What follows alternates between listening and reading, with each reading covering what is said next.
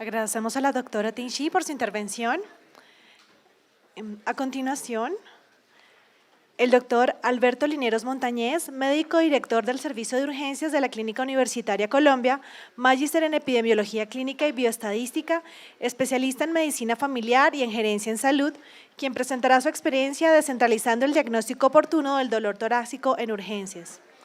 Queremos contarles que los certificados de asistencia ya los pueden reclamar pues, cuando salgan en los puntos de registro. Igualmente, el formato de autorización de tratamiento de datos personales, las personas que lo hayan diligenciado, está en registro o en donde se están entregando las revistas. Bueno, en primer lugar, gracias a SEMI por la invitación y poderles compartir desde la práctica diaria nuestra la aplicación de tecnologías como son estos puntos descentralizados cerca al paciente o los POC que ya han escuchado durante varias charlas. Yo les voy a narrar la experiencia que he tenido a nivel personal y la que hemos tenido en el servicio de urgencias adoptando y adaptando este tipo de tecnologías para la atención de pacientes. Aquí en la Clínica Colombia llevamos con esta tecnología 2 años y pues quería mostrarles un poco además qué efectos ha tenido en la atención de pacientes y en algunos indicadores que son importantes para nosotros. Esto es muy frecuente en los servicios de urgencias, depende de la institución. El dolor torácico se nos puede presentar en más de la mitad de las urgencias o en el 10 al 20% de los casos. Sin embargo, en la mayoría de hospitales nuestros de tercer y cuarto nivel está entre los 5 primeros lugares de motivo de consulta. Y esto pues ya nos crea un volumen importante de pacientes donde tenemos que tomar este tipo de decisiones que las tenemos ahí anotadas y es uno, tomar una decisión rápida, pero además de ser rápida que sea confiable, porque no podemos darle salida a nuestros pacientes con un evento coronario agudo para la casa y tampoco queremos hospitalizar personas que no deben estar hospitalizadas. Esos son los 2 retos más grandes que tenemos en los servicios de urgencias con dolor torácico y queremos que este indicador cada vez se acerque más al 0. Se siguen presentando casos y pues obviamente ahí juegan varios factores, no solamente tecnología, pruebas de laboratorio, sino también la experticia clínica, el conocimiento clínico y la muy buena historia clínica por parte de nuestros médicos. Estos puntos descentralizados, point of care testing, el tradicional y que toda la vida hemos utilizado, el glucómetro, por eso me atreví a ponerlo ahí dentro de las figuras, pero tenemos obviamente desarrollos cada vez mayores y que son definitivamente, algunos nos dan soluciones para nuestros pacientes. El que está a la derecha o a la izquierda de ustedes mirando arriba en el estuche negro es un instrumento que nos detecta una prueba de coagulación que es el INR.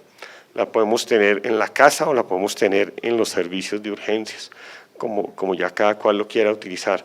El de abajo es el que tenemos para determinar troponina en urgencias. Hay muchos otros, pero pues quise traer estos porque son muy frecuentes. Hoy en día utilizamos los glucómetros y los utilizamos en todas partes con confiabilidad, con confianza, con tranquilidad y nadie duda del uso del glucómetro. Cuando empezaron a salir estas nuevas tecnologías, todos empezaron a dudar de las nuevas tecnologías, obviamente, y con toda la razón, porque además estamos hablando de un infarto o estamos hablando de una pobre o sobreanticoagulación, que son unas medidas clínicas supremamente importantes y pues obviamente empezaron a tener muchos, digamos, inconvenientes, no, sino como se empezó a cuestionar mucho su uso y tratar de soportarla para que los clínicos tuviéramos una atención muy tranquila. Traje estas fotos intencionalmente porque creo que está ligado a esto. Todos conocemos cómo están nuestros servicios de urgencias hoy en día. Esto es una foto no tan llena, pero Más o menos en los centrales de urgencias nos reportamos cada ratico que estamos al 200 o 300% de nuestras capacidades. ¿Y qué queremos hacer al interior de nuestros servicios? Pues tratar de hacer la gestión que más podamos para que los pacientes no permanezcan mucho tiempo en los servicios. La respuesta, no hay una respuesta para esto muy sencilla, muy fácil y mucho menos definida, porque cada institución es distinta, los pacientes que tenemos son distintos y cada uno tenemos que mirar qué hacemos. Sin embargo, dentro de la experiencia nuestra también hemos realizado varias estrategias, las principales son de gestión y de mirar qué pasa al interior para saber qué podemos mejorar al interior. Todos nos quejamos de que hay muchos pacientes y todos nos quejamos de que el ingreso es muy grande y que la salida es muy grande. Y poco nos metemos a observar qué está pasando al interior y qué podemos hacer al interior. Y la experiencia nos ha dicho que cada vez podemos hacer más cosas. Y uno piensa que no, y realmente cada vez empieza a ver que cada vez hay detalles más finos que podemos empezar a actuar. Dentro de nuestra planeación estratégica hace 2 años armamos este tipo de estrategias donde parte de lo que incluimos dentro de las estrategias fue el utilizar puntos descentralizados. La tarea primera y grande fue qué punto descentralizado vamos a utilizar y por qué. El mercado nos puede ofrecer 50.000, pero realmente cuáles son útiles para nuestros servicios de urgencias y que realmente sean efectivos, eficientes para lo que queremos y no estar pidiendo exámenes no necesarios también, que también aumentan los costos en los servicios de salud. Y pues empezamos a trabajar cada uno de estos. No puedo decir cuál de estos ha tenido más impacto o menos impacto en un resultado final, que también les voy a contar, pero yo digo que es la suma de todos y cada uno es un factor adicional que nos da esa facilidad. Se necesita un trabajo en equipo entre asegurador y prestador, y eso lo comprobamos totalmente a medida que hemos ido transcurriendo en estos 2 años, y sin el trabajo en equipo no logramos mayor cosa. Entonces hay que hacer gestión en el servicio, hay que trabajar en el servicio, pero también hay que trabajar con nuestros aseguradores. Cuando empezamos a pensar en estos puntos, los 4, digamos, matices que queríamos definir para estar tranquilos fueron estos. Primero, su utilidad clínica y qué confiabilidad nos daban, qué existía en la parte normativa para poder aplicar este tipo de tecnología, los procedimientos al interior de nuestros servicios y lo que nos interesa a muchos también, y es la parte de costos. Entonces empezamos a analizar cada uno de ellos para poder tomar decisiones. No es una charla de troponina ni de infarto, pero voy a decir algunas cosas que me parecieron muy pertinentes para resaltar, porque fue pues como la indagación clínica que hicimos antes de tomar una decisión. Todos conocemos un esquema de manejo de dolor torácico en un servicio de urgencias. Esto es una propuesta que nos hace la Sociedad Colombiana de Cardiología, la Sociedad Americana y la Sociedad Europea. Realmente no se aparta de ninguna de las 3 este algoritmo, y creo que casi todos los utilizamos. Donde una cosa fundamental es cuando no tenemos un infarto con elevación del ST, es cuando empezamos a echar mano de otras herramientas que son la clínica, los biomarcadores y, si es necesario, otro tipo de ayudas diagnósticas. El más grande y el que más utilizamos es el electrocardiograma. Entonces, bajo esta visión, el clínico va a tomar una decisión de qué hacer con su paciente. Entonces, necesitamos tener una confiabilidad. La troponina salió hace unos años y, pues, obviamente, la interpretación y los valores de troponina incluso ha venido cambiando, yo diría que en los últimos 5 años.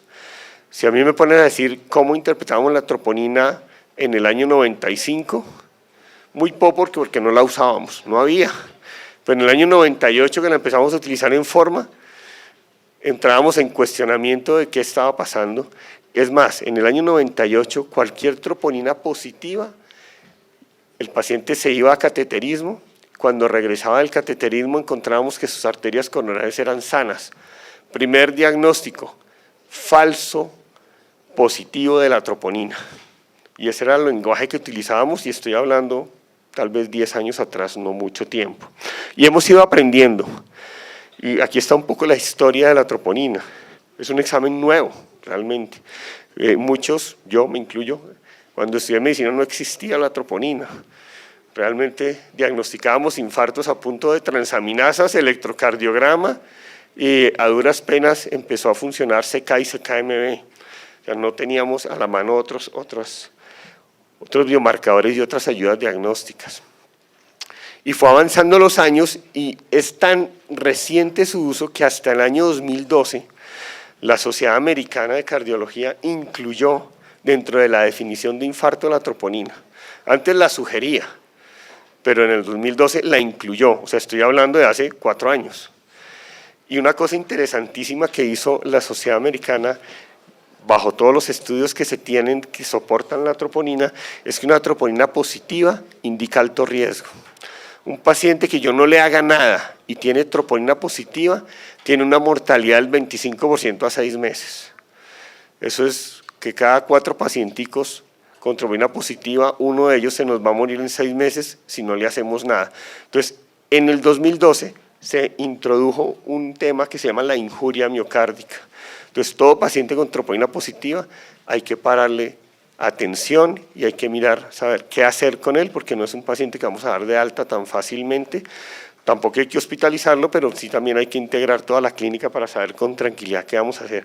Pero ya sabemos que troponina positiva, ya hay un daño miocárdico y tenemos que trabajar con el paciente y manejarle sus factores de riesgo. ¿Qué ventajas tiene la troponina sobre los otros biomarcadores? Y por eso hoy en día hablamos de troponina, punto. No hablamos de nada, casi que cero uso CK y CKMB, que era la más próxima que teníamos para el diagnóstico. Troponina tiene una ventaja grandísima y es que se está elevando entre 2 y 3 horas. O sea, ya ante el daño miocárdico a las 2 horas ya estamos teniendo elevación de la troponina. A las 6 horas, de ahí para adelante ya no hay duda. Y cualquier valor detectado de troponina por encima de lo que definamos como anormal, estamos hablando de un evento coronario agudo. Entonces es una cosa que definitivamente nos ayuda muy rápido, o sea, en menos de 6 horas ya uno sabe qué hacer con el paciente cuando no tiene ese infarto con supernivel del ST. Pero tienen otras cosas interesantes y es lo que ha ido cambiando. La troponina antes se interpretaba valor absoluto y después decíamos nosotros, bueno, me salió la primera positiva y la segunda negativa, o la primera positiva con cierto valor y la segunda ¿qué hago para saber si estamos ante un infarto o no? Y empezamos a cambiar y han ido cambiando los protocolos y hablamos de porcentajes de variación del primer valor con respecto al segundo, etcétera, para tomar decisiones. Entonces eso nos ha cambiado la vida a los clínicos en urgencias para tomar estas decisiones. Un brochazo grandísimo y la troponina la tenemos al final. Tenemos 2 tipos de troponinas que podemos determinar, que son la I y la T. Desde el punto de vista clínico, cualquiera de las 2 tiene la misma utilidad y la misma interpretación. Entonces, que si es I o que si es T, sus valores de sensibilidad específica son exactamente los mismos y realmente su ayuda clínica es mucho mejor. Ahora tenemos troponinas sensibles y ultrasensibles. Antes hablábamos de microgramos, ahora estamos hablando de nanogramos y ahora estamos hablando de picogramos, o sea, cada vez estamos detectando valores más chiquitos y pues obviamente esa sensibilidad y esa especificidad está llegando al 90, al 100%. 2 troponinas negativas nos da una sensibilidad del 100%. Eso le da a uno tranquilidad a uno como clínico para mandar un paciente a la casa y no tener riesgo de que estemos ante un evento coronario agudo, obviamente correlacionando todo. Entonces es una prueba que cada vez nos da más tranquilidad y más seguridad. Como les decía antes, interpretábamos troponina igual a infarto, ya no.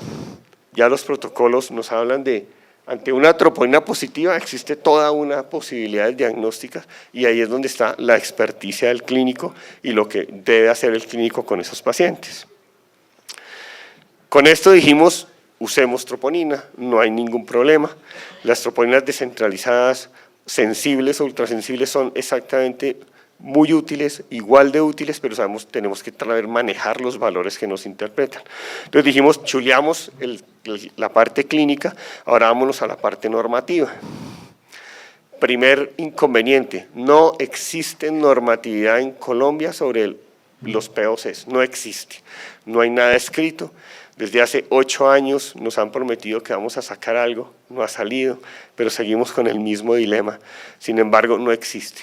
Para nosotros clínicos era muy fácil, pues si usamos glucómetros, ¿por qué no podemos utilizar este tipo de tecnologías? Entonces, cuando empezaron a venir los entes acreditadores, habilitadores, más los habilitadores que los acreditadores, y esas visitas nocturnas que nos hacían sorpresa los entes distritales, nos empezaban a cuestionar, oiga, bueno, ¿y dónde está el soporte para usar esto? Pero a ver, pero si está el glucómetro, ¿por qué no es? Entonces empezamos a averiguar, y ni ellos tenían, ni nosotros teníamos bases tampoco. Entonces empezamos a mirar, bueno, no hay una norma específica, ¿qué vamos a hacer? ¿Y cómo actuamos para no tener inconvenientes de este tipo? Entonces, pues empezamos a indagar y lo único y lo grande, porque puede ser lo único, pero lo que existe y lo que nos ayuda es la 2003. La 2003 tiene varios apartes que nos empiezan a hablar sobre tecnologías biomédicas, pues hablan sobre tecnologías biomédicas.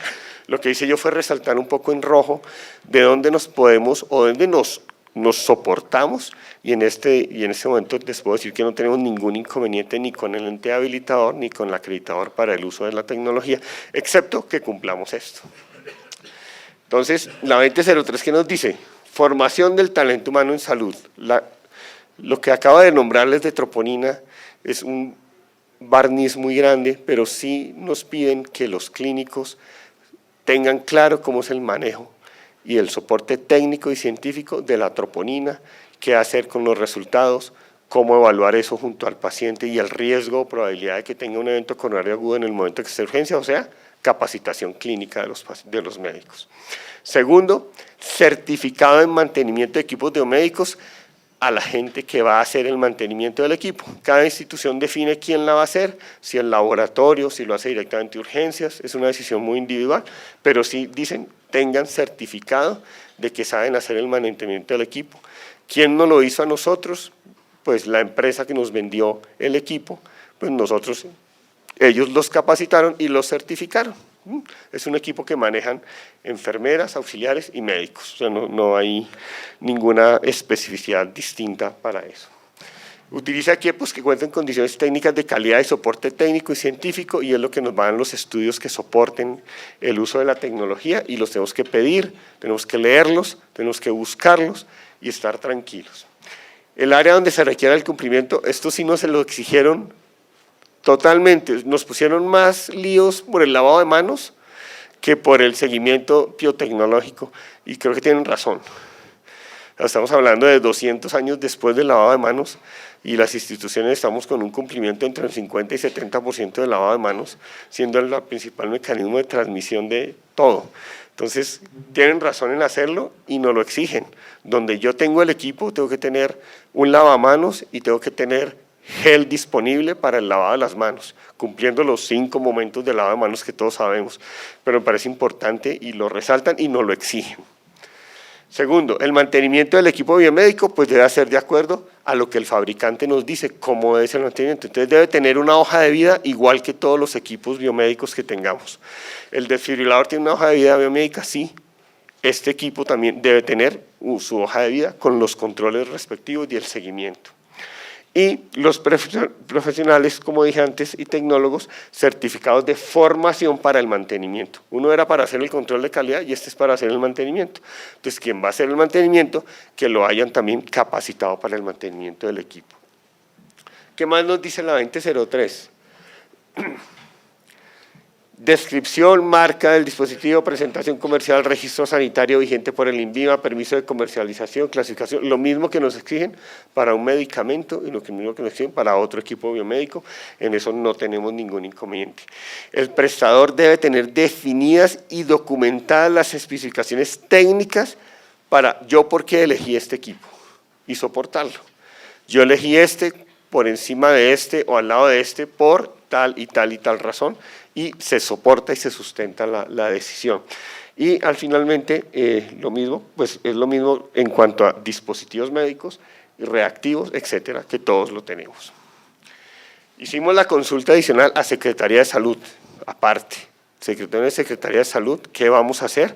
Ustedes sacaron un decreto de habilitación donde no nombran en ninguna parte del POC, no los nombran. Y lo que nos dijeron fue simplemente cumplir con los requisitos expuestos en la 2003. Por eso empecé al revés y quería llevarlos aquí. La consulta finalmente nos dice, haga esto, que se cumpla lo que dice el fabricante en su inserto de calidad. Y dos cosas que sí nos resaltaron muchísimo.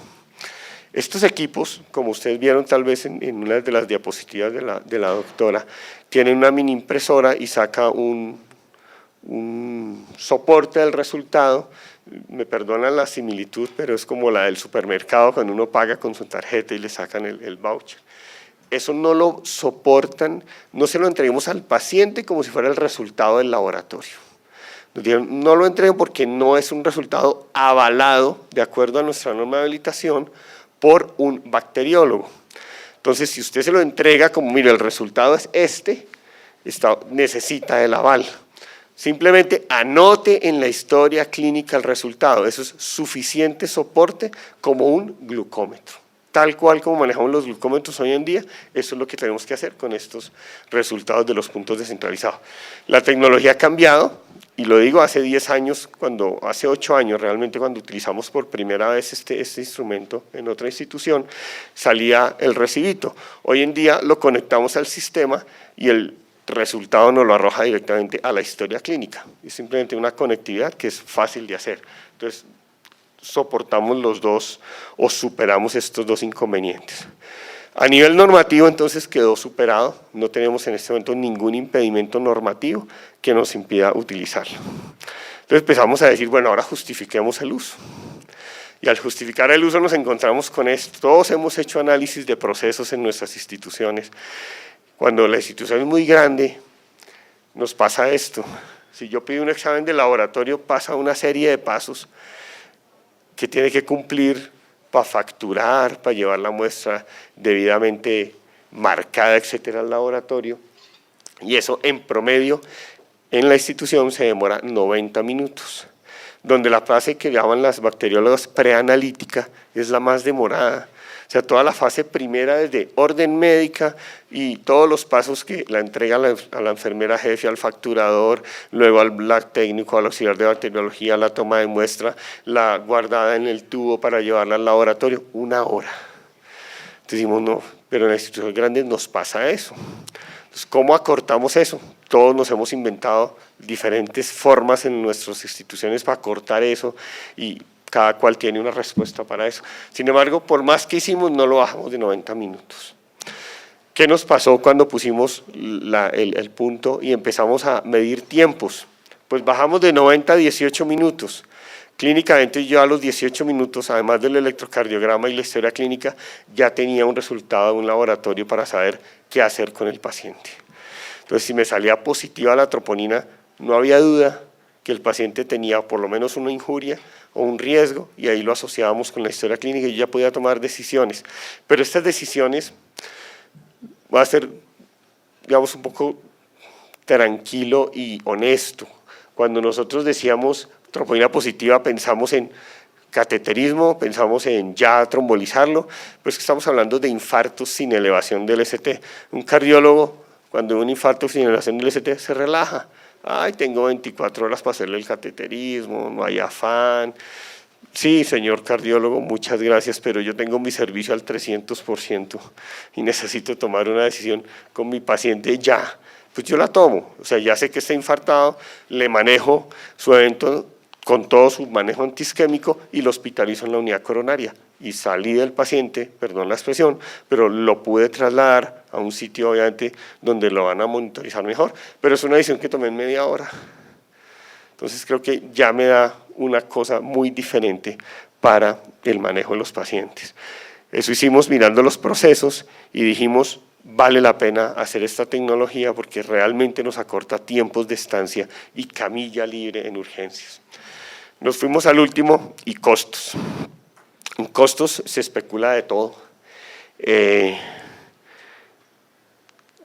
También les cuento mi experiencia. Cuando yo empecé a hablar o llevamos la tecnología, empezamos a hablar de costos, los primeros trabas nos las ponía. ¿Quién iba a tener el negocio del instructivo? Si el laboratorio clínico urgencias.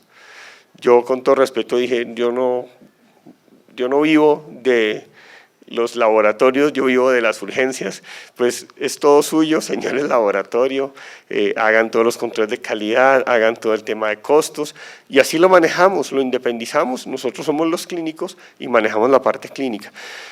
Sin embargo, a nivel de costos es muy claro, los costos del kit de troponina, de acuerdo al que ustedes, de los que ven en el mercado, está muy por debajo de lo que el plan obligatorio, plan obligatorio de salud, de lo que el manual tarifario ofrece. O sea, digamos que el costo está superado. Entonces dice uno, no hay ningún problema por este lado. Ahora miremoslo por otro tipo de costos que son los que a mí me interesan. Estancia de pacientes en observación en un servicio de urgencias. Es un tema que queremos cada vez, ojalá esta línea azul, la última azul oscura, no exista. No deberían existir pacientes con estancias por encima de 48 horas en urgencias, o sea, eso es no permitible, que el sistema nos ha llevado, y no estoy hablando de la ley, sino el volumen de pacientes que nos está llegando y sobre todo una transición epidemiológica de nuestra población y una transición demográfica que somos más viejitos, pero además de ser más viejitos, vivimos más, porque esta tecnología nos ha llevado precisamente a eso. Hace 30 años, 40 años, uno se infartaba, le nombraban cateterismo y las posibilidades de no salir del cateterismo eran como el 50%. Hoy le dicen a uno que está infartado, que vamos para cateterismo y las posibilidades de salir